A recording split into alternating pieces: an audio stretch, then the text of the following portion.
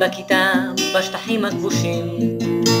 לפני מספר שעות קרתה כאן טרגדיה, הפלסטינים השמחים למדו מחזיזה המורה על האויב הציוני ועל הנכבה. לפתע עמד תלמיד ואמר, המורה אפשר לשאול שאלה? עם חומוס צ'יפ סלט זה מנה אסטרטגית, כמו שלשול שמבטיח רמז סבחה, נשמעה פתאום צרחה. לחזיזה המורה נפלה רעלה, בכלל לא חזיזה, את גם קצת דומה לעיזה. חסן שב בשקט, שאני לא סבסם לך את הפנים, מניסיון זה לא נעים, את מרגלת ציונית וקוראים לך גם יונית, ואז כולם צחקו, איזושהי אשכנזית זה יונית, אז הם תגעו בדחנית. אווה, למה תקעתם בי חנית?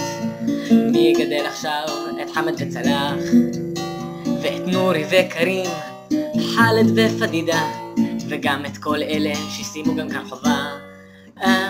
ואז קרתה תקרית מוזרה, שלכיתה נכנס שחקן מחופש לפרה, הוא הטיל על איזה ילד ביצה על הראש, ואז הוא התחיל לבכות ואמרו לו די פשוש, אתם לא רואים, הבוכה אמר זו מזימה ציונית אכזרית, למה אף אחד לא מקשיב? זאת פרה מתל אביב, ברור שאף אחד לא מקשיב, את הערבים ביצה לפנים.